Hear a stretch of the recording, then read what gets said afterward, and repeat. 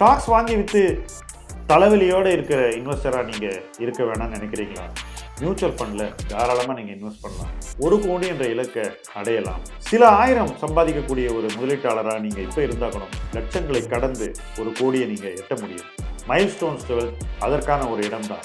அது உங்களுக்காக தான் உருவாக்கி இருக்கும். இந்த பிளாட்ஃபார்ம் மூலமாக நீங்கள் நிச்சயமாக 1 கோடி என்ற இலக்கை அடைய முடியும். ஒவ்வொரு மைல்களாக கடந்து 1 கோடி உங்களுக்கு வந்து சேரும். கீழே உள்ள ஃபார்மை ஃபில் பண்ணுங்க, M2W சேருங்க, நிம்மதியாக இன்வெஸ்ட் பண்ணுங்க.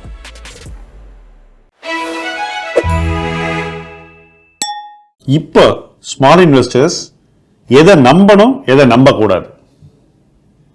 ஃபர்ஸ்ட், இன்னைக்கு மார்க்கெட் கான்டெக்ட்ல ஒரு ஸ்மால் இன்வெஸ்டர் எதை ரொம்ப ஷார்ப்பாக கவனிக்கிறாங்க அப்படின்னு பார்த்தீங்கன்னா, எனக்கு தெரியக்கூடியது ஒன்று தாங்க, ரிட்டர்ன்ஸ். ஒரு நேச்சுரல் இன்ஸ்டிங்க்டா ஒரு ஸ்மால் இன்வெஸ்டர் எதை பார்க்குறாங்கன்னா, எதில் அதிக ரிட்டர்ன் வந்திருக்கோ அதை பார்க்குறாங்க. இன்ஃபேக்ட் அவங்க கண்ணில் படுறது எதில் ரொம்ப அதிகமான ரிட்டர்ன் இருந்திருக்கோ அதுதான். இன்னைக்கு இருக்கக்கூடிய சோஷியல் மீடியா ஆல்கோரிதமும் எப்படி இருக்குன்னு ஒரு சின்ன அனுபவத்தை நான் எக்ஸ்பிளைன் பண்ணுறேன். இப்போ நானே ஒரு PMS ரன் பண்ணுறேன். எங்களோட ஒரு ப்ராடக்ட் வந்து நல்லா பண்ணியிருக்குன்னு ஒரு நியூஸ் பேப்பர் ஆர்டிக்கல் வருது. அந்த நியூஸ் பேப்பர் ஆர்டிக்கலில் ஒரு 7-8 கம்பெனி பேரை போட்டிருக்கான். ரைட்? ஸோ என்னுடைய கண் வந்து அந்த நியூஸ் பேப்பர் ஆர்டிக்கலை படிக்கும்போது அந்த சோஷியல் மீடியா ஃபீடில் ஒரு ஃபியூ செகண்ட்ஸ் நிற்குது ஸ்க்ரோல் பண்ணும்போது. அப்போ நிப்பாட்டும் போது நான் என்ன பண்ணுறேன், அதை கிளிக் பண்ணியிருக்கேன். கிளிக் பண்ணி வாசித்தேன் என்ன அந்த நியூஸ் பேப்பர் சொல்லியிருக்கான் அப்படின்றத பார்த்தேன். இதை பார்த்துட்டு நான் விட்ட பிறகு இன்னை வரைக்கும் 1 வாரமா எனக்கு தொடர்ந்து அதில் வந்த மற்ற கம்பெனிஸ் 1-2 ஆடு வந்துகிட்டே இருக்கு. இப்போ எனக்கு தெரியும் இது இப்படி நடக்குது அப்படின்னு, அதனால அந்த ஆடை நான் வந்து கடந்து போயிட்டேன். எனக்கு அதுலேருந்து ஒன்றும் செய்யறதுக்கும் இல்லை, அந்த ஆடை பார்க்கறதுல இன்ட்ரெஸ்டும் இல்லை எனக்கு. பட் ஒரு ஸ்மால் இன்வெஸ்டராக இருக்கீங்கன்னு வச்சுக்கோங்களேன், நீங்கள் ஒரு குறிப்பிட்ட விஷயத்தை பார்க்கும்போது நிறுத்துறீங்கன்னு வச்சுக்கோங்க, ஒரு ஃபியூ செகண்ட்ஸ் ஸ்க்ரோல் பண்ணும்போது அந்த ஆடு உங்களுக்கு தொடர்ந்து வந்துகிட்டே இருக்கும். நீங்கள் அதை பார்க்குற வரைக்கும் உங்க முன்னாடி காட்டிக்கிட்டே இருப்போம். ஸோ இன்னைக்கு உங்களுடைய மைண்ட் செட்டையும் தாட் ப்ராசஸையும் நல்லா புரிஞ்சுக்கிட்டு உங்களை கேம் பண்ணுறதுக்கு நிறைய டெக்னாலஜி வேலை செஞ்சுக்கிட்டு இருக்கு. முன்னாடி மக்கள் வேலை செஞ்சாங்க, இன்னைக்கு டெக்னாலஜி மக்கள் சார்பாக வேலை செய்யுது. ஸோ நீங்கள் ஒரு குறிப்பிட்ட கம்பெனியை பற்றி பார்க்குறீங்கன்னு வச்சுக்கோ, கொஞ்சம் நிறுத்தி படிக்கிறீங்கன்னு வச்சுக்கோ, அந்த கம்பெனியை பற்றி வரக்கூடிய எல்லா தகவல்களும் உங்களை திரும்ப திரும்ப சேஸ் பண்ணும். அப்படி சேஸ் பண்ணும்போது என்ன ஆகும், ஸ்லோவாக உங்கள் மைண்ட் வந்து அந்த கம்பெனியை பற்றி ஒரு ஒப்பீனியனை இன்னும் ஸ்ட்ராங்காக ஃபார்ம் பண்ண ஆரம்பிக்கும். அந்த ஒப்பீனியன் இருக்க வேண்டியதை விட கொஞ்சம் மிகைப்படுத்தப்பட்டதாக அமையும். நீங்க பார்க்கறதெல்லாம் நம்பக்கூடிய ஒரு மனநிலைக்கு வந்துருவீங்க. ஏன்னா இதை திரும்ப திரும்ப பார்க்குறீங்க இல்லையா, 10 வாட்டி பார்க்கும்போது அதுதான் ரொம்ப முக்கியமானது, அது ரொம்ப முக்கியமான விஷயம் அப்படின்னு உங்க மைண்ட்ல சப்கான்சியஸா ஃபார்ம் ஆயிடும்.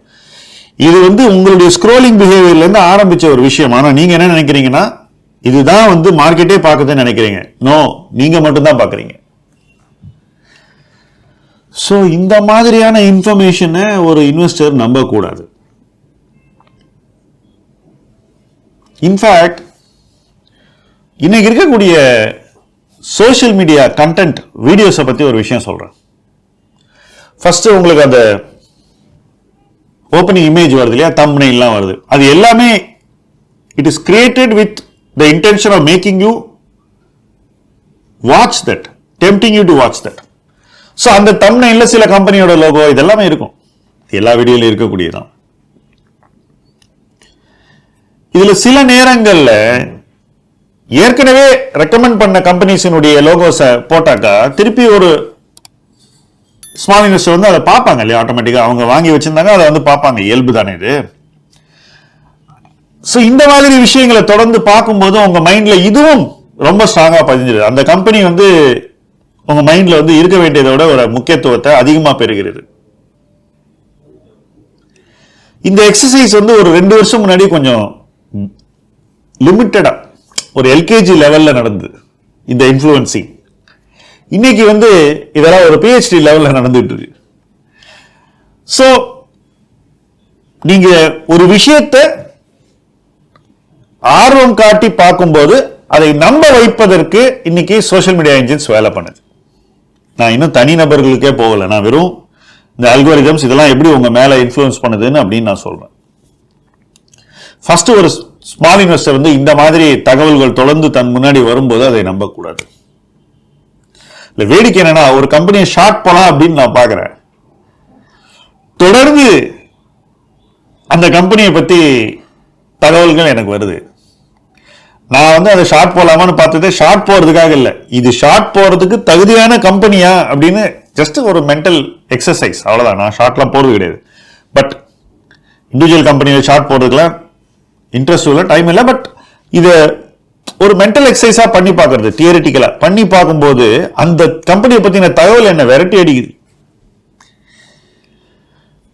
ஸோ இதை வந்து நம்ம உணரணும்ல.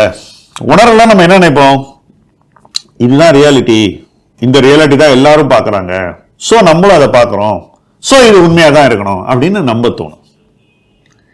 இது மாதிரி ஒரு நம்பிக்கை வளர்ப்பை ஒரு ஸ்மால் இன்வெஸ்டர் முழுவதும் தவிர்க்க வேண்டும். அப்படிப்பட்ட விஷயங்களை நம்பக்கூடாது. இப்போ ரெண்டாவது விஷயத்துக்கு வருவோம். என்னால, அதாவது ஒரு ஸ்மால் இன்வெஸ்டர் நினைக்கக்கூடிய சொல்றேன், I can do better than a very big fund manager. ஏன்னா லாஸ்ட் 1 இயர்ல என்னுடைய ரிட்டர்ன் இவ்வளவு இருக்கு, அந்த ஃபண்ட் மேனேஜர் அந்த ஃபண்ட்ல இவ்வளவுதான் ரிட்டர்ன் பண்ணியிருக்காரு. இது மாதிரி ஒரு ஃபீலிங் வரக்கூடும், இயல்பு. இதை நான் தவறு சொல்ல. பட் இந்த ரிட்டர்ன் எங்க இருந்து வந்ததுன்னு பார்க்கணும். நமக்கு கிடைச்சது அனுபவ ரீதியாக சொல்றேன். நீங்க வந்து ஒரு சில ஸ்டாக்ஸை எக்கச்சக்கமா வாங்கி வச்சிருப்பீங்க, வாங்க வேண்டிய அளவோட அதிகமா வாங்கி வச்சிருப்பீங்க. மார்க்கெட் ஏறும்போது அந்த ஸ்டாக் ரொம்ப ஏறி போயிருக்கும், அது போக வேண்டிய அளவோட அதிகமா மதிப்பு கூடியிருக்கும். ஸோ ஒரு ஸ்டாக்கை போர்ட்ஃபோலியோல இவ்வளவுதான் வாங்கணும்னு ஒரு போர்ட்ஃபோலியோ கன்ஸ்ட்ரக்ஷனுக்கு ஒரு பெஸ்ட் பிராக்டிஸ் இருக்கு, நீங்க அதை வயலேட் பண்ணிருப்பீங்க. ரெண்டாவது, ஒரு ஸ்டாக்கினுடைய வேல்யூவேஷன் இவ்வளவுதான் போகலான்னு ஒரு ஜெனரல் நார்ம் இருக்கு, மார்க்கெட் வந்து அதை வயலேட் பண்ணிருக்கு. ஸோ ரெண்டு பக்கம் ரெண்டு வயலேஷன், ஒன்று நீங்க போர்ட்ஃபோலியோ கன்ஸ்ட்ரக்ஷன்ல பண்ணது, இன்னொன்று மார்க்கெட் வேல்யூவேஷன்ல பண்ணது. இது ரெண்டும் சேர்ந்து உங்களுக்கு அந்த ரிட்டர்னை கொடுத்துருச்சு. அந்த ஃபண்ட் மேனேஜர் இந்த மாதிரி வயலேஷனை பண்ணாம மேனேஜ் பண்ணியிருப்பான், அவன் அந்த ரிட்டர்னை பண்ணியிருக்க மாட்டான். இது ரெண்டை கம்பேர் பண்ணி நான் வந்து ஃபண்ட் மேனேஜரோட பெட்டர் இன்வெஸ்டர் அப்படின்னு நம்புறது வந்து என்ன பொறுத்த வரைக்கும் ஒரு நல்ல ஜட்ஜ்மெண்டே கிடையாது. ஏன்னா மறுபடியும் நீங்க இதே மாதிரி போர்ட்ஃபோலியோ கன்ஸ்ட்ரக்ஷன் ரூலை வயலேட் பண்ணி புதுசா இன்னைக்கு கண்டுபிடிக்கிற ஒரு ஸ்டாக் அந்த மாதிரி வாங்கி வச்சீங்கனாலோ, அதுக்கப்புறம் மார்க்கெட் விழுந்தால் அந்த ஸ்டாக் விழ வேண்டியதோட அதிகமாக விழுந்தாலோ, நாளைக்கு உங்களுடைய பர்ஃபார்மன்ஸ் வந்து அதர் எக்ஸ்ட்ரீம்ல போய் ஒரு பாதிப்பை ஏற்படுத்த வாய்ப்பு அதிகம். இன்னைக்கு பல பேர் அப்படிதான் இன்வெஸ்ட் பண்ணிட்டு இருக்காங்க, பார்க்கும்போது அப்படிதான் தெரியுது. ஏன்னா எல்லாருக்குமே அந்த ஒரு தான் என்ற எண்ணம் ரொம்ப அதிகமா இருக்கு. என்னால அவனோட பெட்டரா பண்ண முடியும், இவெல்லாம் என்ன பண்ணி கழிச்சிட்டான், இந்த மாதிரி எல்லாம் நிறைய ஒரு ஓவர் கான்பிடன்ஸ் வெளிப்படையா தெரியுது. சோ நம்மை பற்றி மிகைப்படுத்தப்பட்ட ஒரு பிம்பத்தை நாமே உருவாக்கி அதை நாமே நம்பக்கூடாது. அதுதான் முக்கியமான பாயிண்ட். ஏன்னா அதனுடைய விலையை கொடுக்க போறது வேற யாரும் இல்லை, நாம தான். இன்னைக்கு இருக்கக்கூடிய ஒரு சூழ்நிலையில ஒரு 4 நல்ல ஸ்டாக் நம்ம சொல்லிட்டோம்னு வச்சுக்கோங்களேன், அல்லது நம்ம வச்சிருக்கோம்னு 4 பேருக்கு தெரிஞ்சுன்னா, அந்த ஸ்டாக் மேல போயிடுச்சுன்னா நம்மளை வந்து பயங்கரமா புகழ்வாங்க. உனக்கு என்னப்பா நீ 6 அடிச்சுட்டேன்னு, இல்ல உங்களை மாதிரி இன்வெஸ்ட் பண்ணவே முடியாதுன்னு சொல்லுவாங்க. இதெல்லாம் ஒரு விதமான ஒரு ஹை ஏற்படுத்தக்கூடிய ஒரு நிகழ்வுகள். எல்லாருக்குமே அந்த ஒரு போதை வரும், நான் நல்லா தானே பண்ணியிருக்கேன், இப்போ நம்ம இனிமே இன்னும் நல்லா பண்ணலாம், நம்பிக்கை வந்துடும் அந்த போதையிலிருந்து. பட் இந்த நம்பிக்கையை நம்மளுடைய உரிமை என்று நம்பக்கூடாது. It's not your birth right to be successful in stock market, even if you have been successful till yesterday. நாளை என்பது வேற ஒரு மார்க்கெட் கான்டெக்ஸ்ட், வேற ஒரு சந்தைக்களம், வேற ஒரு எக்கனாமிக் சூழ்நிலை, வேற ஒரு குளோபல் கான்டெக்ஸ்ட், எல்லாமே வேற. ஸோ லாஸ்ட் 2-3 இயர்ஸ் தான் நான் பணம் பண்ணேங்கனால நெக்ஸ்ட் 2-3 இயர்ஸ்ல நான் அப்படியே பண்ணுவேன், ஏன்னா எனக்கு வந்து பணம் பண்ற ஆர்ட் தெரிஞ்சிருச்சுன்னு நம்ம இன்னைக்கு நம்பக்கூடாது. You should not blindly believe that it is your birthright to succeed in stock market. But நிறைய பேர் அதை பண்ணுவாங்க. அது உங்களுடைய சாய்ஸ், பண்றதும் பண்ணாம இருக்கிறது. நான் என்ன பொறுத்த வரைக்கும் இது பண்ணக்கூடாதுன்னு நான் சொல்றேன்.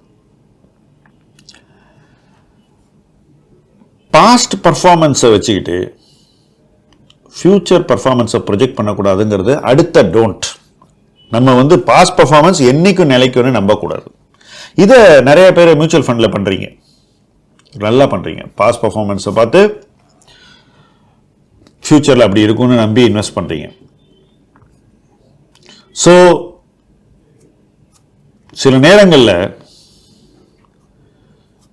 பாஸ்ட் பர்ஃபார்மன்ஸ் பீக்கில் இருக்கும்போது அதை நம்பினா என்ன ஆகும் அப்படிங்கிறத நம்ம உறுதியாக உணரணும். ஏன்னா ஒரு லைட்டு கூட அணையறதுக்கு முன்னாடி தான் ரொம்ப பிரகாசமாக எரியும். அதே மாதிரி தான் பாஸ்ட் பர்ஃபார்மன்ஸும். எப்போ டேர்ன் ஆக போதோ அதுக்கு முன்னாடி தான் அது பெஸ்ட்டாக தெரியும். எல்லா சைக்கிள்லையும் இப்படி நடந்திருக்கு. 2018 போய் நீங்க பிரைவேட் பேங்க்ஸ்னுடைய பாஸ்ட் பர்ஃபார்மன்ஸை பாருங்க, சூப்பரா இருக்கும். அதுக்கு ஒரு சில வருஷம் முன்னாடி போயிட்டு ஐடிசியினுடைய பாஸ்ட் பர்ஃபார்மன்ஸை பாருங்க, சூப்பரா இருக்கும். 2015 போய் நீங்க சன்ஃபார்மாவுடைய பாஸ்ட் பர்ஃபார்மன்ஸை பாருங்க, சூப்பரா இருக்கும். பட் என்னுடைய எக்ஸ்பீரியன்ஸ்ல பாஸ்ட் பர்ஃபார்மன்ஸ் எப்போ ரொம்ப அன்பிலீவபிளி டூ குட்டா இருக்கோ அன்னைக்கு அதை நம்பக்கூடாது. ஏன்னா அங்கிருந்து ஏதோ ஒரு பாயிண்ட்ல அதை டேர்ன் ஆகும்போது நம்ம அந்த இன்வெஸ்ட்மெண்ட்ல மாட்டிக்குவோம். ஸோ சஸ்டைனபிலிட்டி ஆஃப் பாஸ்ட் பர்ஃபார்மன்ஸை பிளைண்டா பிலீவ் பண்றதுங்கிறது ஒரு ஸ்மால் இன்வெஸ்டர் செய்யக்கூடாத ஒரு விஷயம். இன்னைக்கு முக்காவாசி ஸ்மால் இன்வெஸ்டர் ஏன் பிளைண்டா இந்த பாஸ்ட் பர்ஃபார்மன்ஸை நம்புறாங்கன்னா அவங்க கிட்ட வேற எந்த கருவியும் இல்லை டெசிஷன் எடுக்கிறதுக்கு. அதனால இந்த கருவியை ஈஸியா இருக்குன்னு கையில் எடுக்கிறாங்க. பட் என்ன பொறுத்த வரைக்கும் இந்த பாஸ்ட் பர்ஃபார்மன்ஸ் மட்டும் வச்சு முடிவு எடுக்கிற அந்த ஒரு முதலீட்டு கருவி ஹேண்டில் இல்லாத கத்தி மாதிரி கையை கட் பண்ணிடும். நான் ஓப்பனாவே வார்ன் பண்றேன். இதுல அதை வந்து நீங்க பிளைண்டா நம்பக்கூடாது. ஸோ ஒரு ஸ்டாக் 3 மடங்கு ஆயிருக்கலாம், அதுக்காக இங்கேருந்து மறுபடியும் 2 மடங்கு போகும்னு அர்த்தம் கிடையாது. இங்கேருந்து அது 30% இழக்க கூட வாய்ப்பு இருக்கலாம். அது இழக்குமா அல்லது இதே இடத்துல இருக்குமா அல்லது இன்னும் கொஞ்சம் கெயின் பண்ணுமான்ற ஒரு முடிவை எடுக்கக்கூடிய அளவு உங்களுக்கு அந்த கம்பெனியை பத்தி தெரிஞ்சிருக்கும் அல்லது நீங்க தெரிஞ்சுக்கணும். அப்படி தெரியாம அந்த ஜட்ஜ்மெண்ட்டுக்கே போகக்கூடாது. ஸோ இதெல்லாம் பாஸ்ட் பர்ஃபார்மன்ஸை வச்சு ஃபியூச்சரை கணிக்கிறதுல இருக்கக்கூடிய சிக்கல்கள். இந்த சிக்கல்களை நீங்க தான் அவிழ்க்க வேண்டும். இன்னொருத்தர் உங்களுக்கு ஈஸியா வந்து பண்ண மாட்டாங்க. ஆனா உங்களை கன்வின்ஸ் பண்றது பாஸ்ட் பர்ஃபார்மன்ஸை பேஸ் பண்ணி பண்ணும்போது ரொம்ப ஈஸி. ஸோ நானே வந்து இன்னைக்கு எதையாவது ஒரு பாஸ்ட் பர்ஃபார்மன்ஸை வச்சு டெய்லி ஒரு 2 வீடியோ போடலாம் மியூச்சுவல் ஃபண்டை பத்தி. அந்த மியூச்சுவல் ஃபண்டெல்லாம் நீங்க உடனே நாளை காலையில போய் வாங்கிடுவீங்க, நோ ப்ராப்ளம். டைரக்ட்லேயே போய் வாங்குவீங்க, காசு மிச்சம். But அசலுக்கு risk. ஸோ இப்படிப்பட்ட எத்தனையோ ப்ராடக்ட்ஸை இன்னைக்கு பீப்புள் வாங்கிட்டு இருக்காங்கன்றதான் என்னுடைய பேசிக் அப்சர்வேஷன். ஏன்னா அதை பிளைண்டா நம்புறாங்க. நீங்க அதை நம்பக்கூடாது என்பதுதான் என்னுடைய சிம்பிள் அட்வைஸ். இப்படி எதை நம்பணும் எதை நம்பக்கூடாது இதெல்லாம் வந்து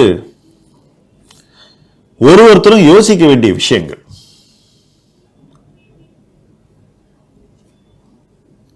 இன்ஸ்டிடியூஷனல் இன்வெஸ்டிங் அப்படிங்கிறது எங்க நல்லா நடக்குதோ ஒரு 20% பிளேஸ்ல நல்லா நடக்கும். 80 சரியில்லைன்னு நீங்க சொல்ற வாதத்துக்கு வந்தா கூட அந்த 20% நம்ம சரியா இருந்தோம்னாக்கா அந்த இன்ஸ்டிடியூஷனல் இன்வெஸ்டிங் நமக்கு ஒரு பீஸ்ஃபுல் இன்வெஸ்ட்மெண்ட் ஜேர்னியை கொடுக்கும் அப்படின்னு நம்ம நம்பணும்.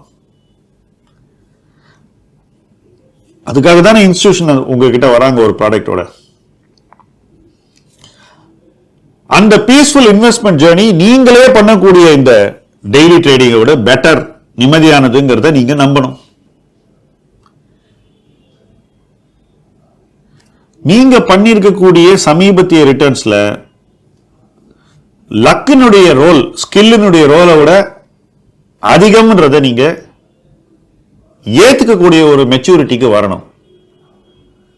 அப்படி வந்தாதான் நீங்க உங்களுடைய இன்றைய நிதி நிலைமையை காப்பாத்திப்பீங்க.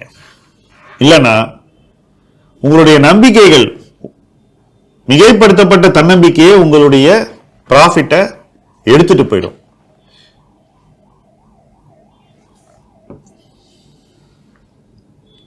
ஒவ்வொரு மார்க்கெட் சைக்கிள்லயும் இது நடந்திருக்கு. அதுதான் முக்கியமான பாயிண்ட்.